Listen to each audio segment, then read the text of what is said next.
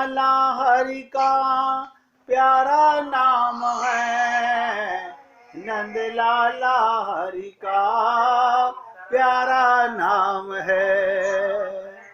गोपाला हरि का प्यारा नाम है, नंद लाला हरि का प्यारा नाम है।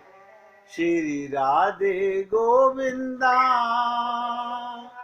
मन भजले हरि का प्यारा नाम है। श्री राधे गोविंदा मन भजले हरि का प्यारा नाम है। गोपाला हरि का प्यारा नाम है, नंद लाला हरि का प्यारा नाम है। गोपाला हरि का प्यारा नाम है, नंद लाला हरि का प्यारा नाम है। अब आप में से कोई भक्त बताना चाहेगा कि गोपियों को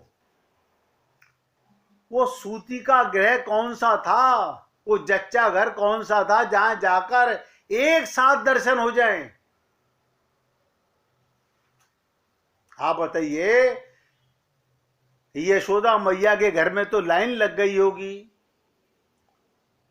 क्या वहां पर कन्हैया को ऊपर लेके यशोदा मड़ी खड़ी हुई थी कि दूर से दर्शन कर लो?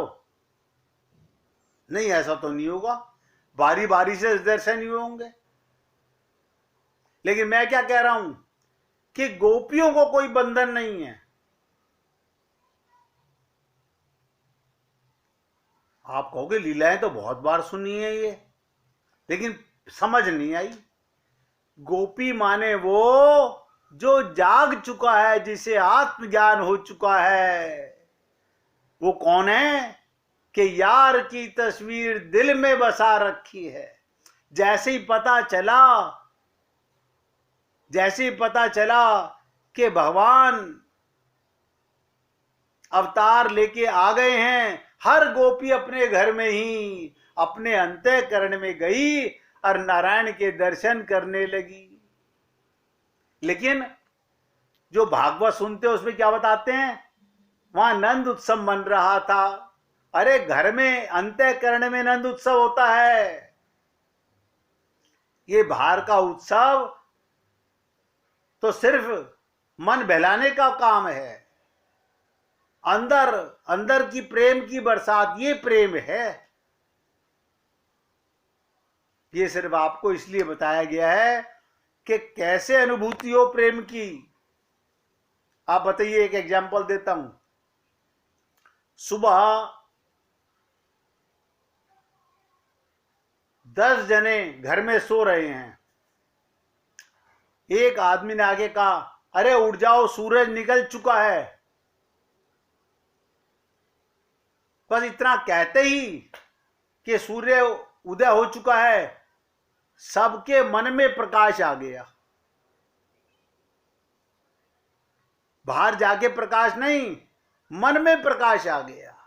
क्यों? आपका मन सूर्य को जानता है, देखता है। अरे हाँ, इसका मतलब बाहर अब धूप निकल आई होगी, प्रकाश हो गया होगा, विश्वास है।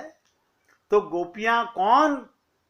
जिन्हें आत्मज्ञान हो चुका है, वो अपने अंतःकरण में, उन्हें कोई बंधन नहीं है। उन्हें किसी सूती का गृह में नहीं जाना। जिस दिन आपको ये आत्मज्ञान हो जाएगा, जागृति हो जाएगी, अंतःकरण दिव्य हो जाएगा। ध्यान से सुनो, अगर कोई संत लीला सुना रहा होगा और वहां पर 1000 लोग तो बैठे हुए हैं, संसारी व्यापारी, अपने आप को धोखा देने वाले, और कोई एक गोपी जो आत्मज्ञानी है वो वहां बैठी है, असली दर्शन किसको हो रहा है? शब्द वही हैं। जो गोपी है वो आंखें बंद करके भी दर्शन कर रही है, और जो संसारी है, ये हमारा पोता बना हुआ है कन्हैया, ये हमारी बहन का पोता है, वो बना हुआ है कन्हैया, ये जो दिखा रहे हैं नहीं, वो ये ड्रामे करेंगे, वो संसारी लोग हैं। अब आप सोच लीजिए, आपको उन संसार के अंधों में नाम लिखवाना है जो आंखें होते हुए भी अंधे हैं, या उन गोपियों में नाम लिखवाना है जो आंखें नहीं हैं फिर भी जागे हुए हैं। सूरदास बनना है तो गोपियों को कोई बंधन है ही नहीं, उनका पति नहीं रोक सकता, उनकी सास नहीं रोक सकती, क्योंकि यार की तस्वीर तो दिल में है। भगवान ने कहा, मोह को तू क्या ढूंढे रे बंदे, मैं तो तेरे पास में। श्री कृष्ण का दर्शन कर रही हैं, लेकिन लीला में क्या बताते हैं, किंतु गोप दर्शनों के परेशान हैं। ये गोप कौन है? ये गोप कौन है? जिन्हें आत्मज्ञान नहीं है। ये वो पुरुष जो अपने को शरीर मानते हैं, जो आत्मा मानती थी, सुनते ही गोविंद के दर्शन करने लगी आंखों के अंदर, हृदय में। और जो मूर्ख हैं, पैसा कमाना, संसार में भाई इधर से उधर भटकना जिनका काम है, ऐसे बहुत लोग मैंने देखे हैं जो इधर से उधर भटकते ही रहते हैं। वो भगवान के प्रेम में अटकना नहीं चाहते, उनका जीवन इधर से उधर भटकने के अलावा कहीं नहीं है। वो गोप हैं।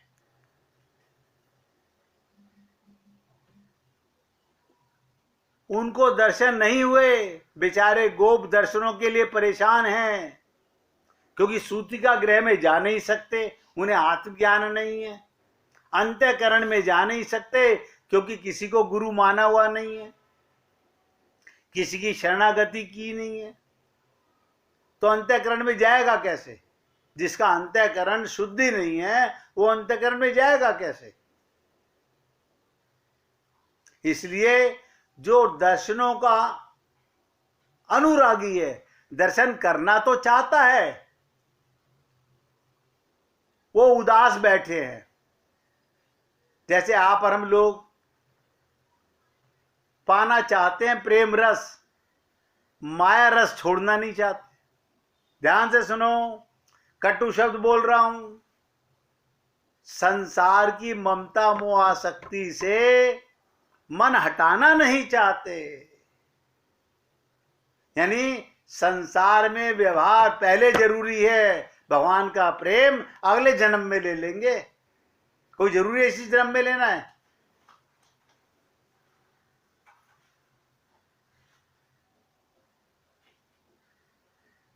तो गोपियां अपने घरों में जाकर, यानी गोपियां जब अपने हृदय में भगवान का दर्शन करती हैं, ध्यान से सुनो, जो जागा हुआ है वो अंतःकरण में भगवान का दर्शन कर रहा है, और जो जागा हुआ नहीं है उनको बता रही हैं कि लाला के कितना सुंदर स्वरूप है, कैसा है। एक जागा हुआ और एक सोया हुआ। अब आप देख लीजिएगा, आप जागे हुए हो या सोए हुए, मुझे बोलने की आवश्यकता नहीं है। जिसने अंतःकरण में, जिसे रूप ध्यान करना आ गया है, वो क्या व्याख्या कर रही हैं उन गोपों से, उन मूर्खों से जो संसार में भटकते रहते हैं। उनसे कह रही हैं, लाला के अंग इतने सुंदर हैं। अरे बाबा, क्या यशोदा मैया उघाड़ के बैठी हुई थी लाला को? आप बताइए, आप तो बुद्धिमान हो। क्या स्त्री जिसके घर में बच्चा पैदा होगा को नंगा करके सबको दिखाएगी, देखो इसके अंग कितने सुंदर हैं? लेकिन हमने कभी बुद्धि नहीं लगाई, कभी सोचा नहीं इन बातों को? जिसने भाव बनाया, अंतःकरण में भगवान के दर्शन किए, वो कह रही हैं, जो अंदर से रो रही थी प्रेम के आंसुओं से, यानी खुशी के, प्रेम के आंसू भी बाहर आते हैं। इतनी खुशी के आंसू रोक ना सकी वो गोपियां, और अपने परिवार वालों को कह रही हैं कि लाला के इतने सुंदर दर्शन, इतने सुंदर अंग, मानो नील कांत मणि के अंकुर हों, इतने कोमल हैं मानो तमाल के नव पल्लवों हों। बताइए ये कौन सी उपमा है? ये कौन सी उपमा है? आप कहोगे तो क्या, काला ही है, अपने बाप पे गया है, माँ पे गया है, दादी पे गया है, मेरे ऊपर गया है, तेरे ऊपर गया है। हमारी देखो जवान क्या है ये, हम मूर्ख क्या बोलेंगे? बच्चा मोटा बड़ा है, बच्चा पतला बड़ा है, हमारी आंख क्या देखेगी? पापी की आंख तो पापी देखेगी ना।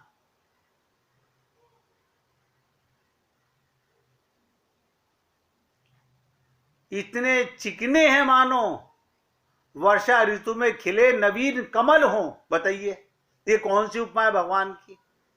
ये अंतःकरण का भाव है। मानो कहते हैं इतने सुरभित, सुगंधित हैं। कैसे सुगंधित है भैया?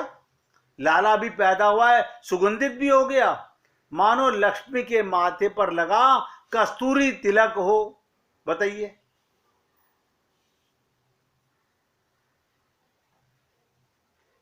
इतने आकर्षणशील हैं, मानो सौभाग्य लक्ष्मी के नेत्रों में लगा कजरारा अंजन हो। लिए गोपियों के शब्दों को आप और हम लोग कभी नहीं समझ सकते। जीवन घट जाएगा, मर जाएंगे, ऐसे ही खप जाएंगे। इतनी गहरी बातों को ना सोच सकते हैं ना समझ सकते हैं। क्यों? अभी तो हमारा ध्यान ज्वेलरी पर, कपड़ों पर अटका रहता है।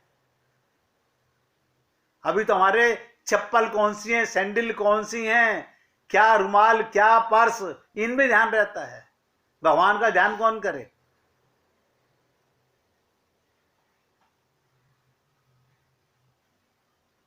गोपियों की ये बातें, ध्यान से सुनो, गोपियों की ये बातें गोपों को, गोपी माने कौन, सब नोट कर लो अपने डायरी में। गोपी माने जागी हुई आत्मा, जिन्हें आत्मज्ञान है।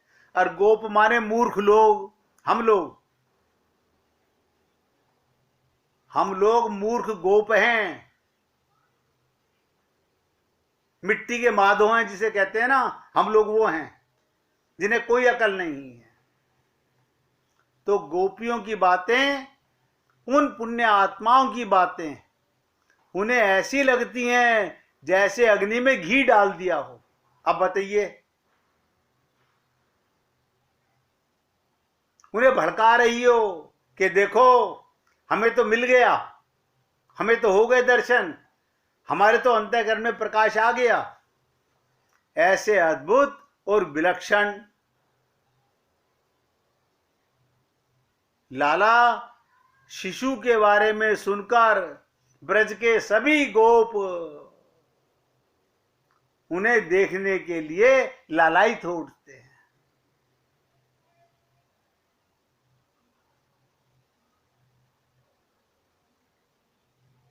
अगर देखो मैं बीच में पूछ रहा हूं, अगर किसी को भाव समझ नहीं आ रहा हो, बुरा मत मानो। अगर हम जागे हुए नहीं हैं तो बुरा मत मानो, जागने की कोशिश करो, आत्म जागृति की प्रेरणा लो अपने अंदर। इस देह में भगवान मिलत है, ये सत्य है। देह से उठो, आत्म जागृति में आओ। ये नाम में रूप में मत आओ कि मेरा नाम ये, मेरे बाप का नाम ये, मेरी माँ का नाम ये, मेरी जाति ये सब कूड़ा करकट की बातें हैं। ये तो शरीर की बातें हैं, इनसे बाहर निकलो। सबसे बड़ी जानकारी है आपका परिचय, आप आत्मा हो, परमात्मा के अंश हो। मुझे बताइए, आप राष्ट्रपति के पोते भी हो तो क्या फर्क पड़ता है? राष्ट्रपति मरने वाला, आप भी मरने वाले। आप किसी अरबपति के बच्चे हो तो क्या फर्क पड़ता है? अरबपति भी मरेगा, आप भी मरोगे। मजा तो जब है मैं अमृत से पुत्र परमात्मा की संतान हूं, सबसे बड़ा परिचय। और संत महात्मा हमको जगाते हैं, लेकिन हम मूर्ख फिर वही ढाक के तीन पात अपनी बुद्धि लगाकर, अपना मन लगाकर ये देखते हैं संसार के काम पहले कौन से जरूरी हैं। क्योंकि सत्संग भगवान का काम तो फालतू काम है, वो तो पागल लोगों का काम है। ये तो घर बैठे खाली तो चलो सत्संग सुन लिया, आग नहीं है मन में। अब देखिएगा राजकुमार जी इस समय किसी फंक्शन में गए हैं, वहां पर भीड़ है लेकिन वो अकेले अलग खड़े होके सुन रहे हैं। मैंने इनको देखा है शमशान भूमि में भी जाकर के, चिता में एक तरफ आग लग रही है और वो एक तरफ खड़े होके सत्संग सुन रहे हैं। ऐसी आग सबको क्यों नहीं है? क्यों नहीं है? क्योंकि हमारे मन में संसार पहले भरा हुआ है। हमारे मन में संसार की रिझाने की पहली इच्छा है, भगवत प्राप्ति की इच्छा ही नहीं है। ये बताओ भगवान को धोखा दे रहे हो, अपने आप को दे रहे हो? आप खुद सोच लो, ये जीवन मिटाने पर लगे हुए हम लोग ये जीवन किसी तरह बर्बाद हो जाए, खत्म हो जाए, फिर कभी मौका मिले ना मिले, ये हम लोगों का हाल है। मुझे तो कहते हुए शर्म आती है। ये नहीं, हमारे लिए सारे संसार के काम सबसे पहले जरूरी है।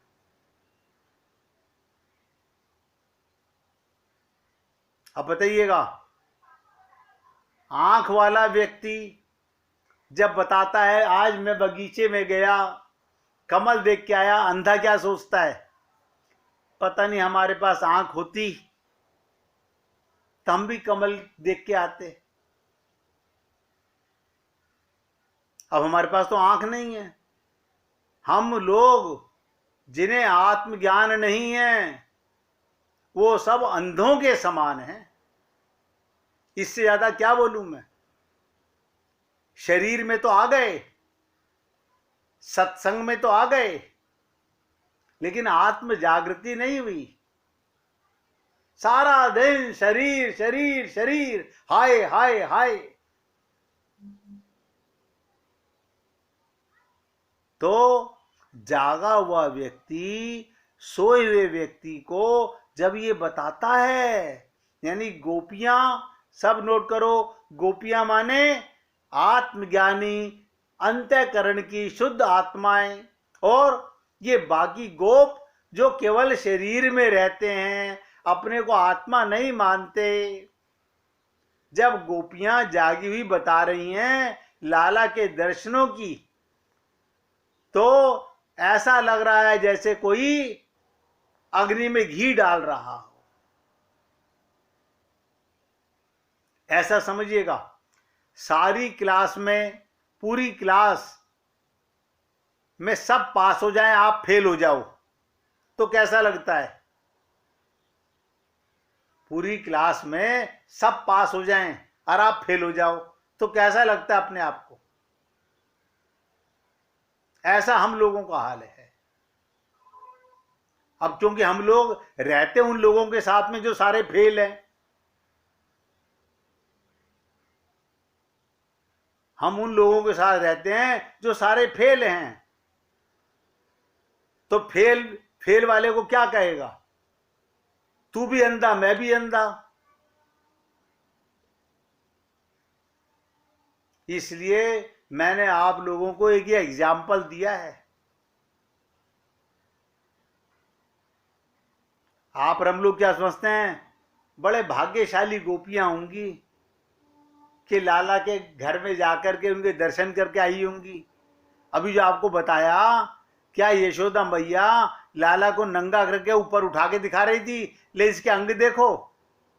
ये हृदय का भाव होता है, ये हृदय की रूप ध्यान की लीला है। इसे कहत कठिन समझत कठिन, इसलिए मैंने कहा प्रेम अनिर्वचनीय है। प्रेम को शब्दों में बताया नहीं जा सकता, प्रेम को शब्दों में समझाया नहीं जा सकता, ये तो इशारे दिए जाते हैं। जैसे संत महात्मा शब्द कुछ बोलते हैं, अर्थ कुछ होता है, भाव कुछ होता है वेदों के अंदर। ऐसे ही वेद अगर आप पढ़ के देखोगे तो कुछ पल्ले नहीं पड़ेगा, उसमें छुपा हुआ रहस्य कुछ और है।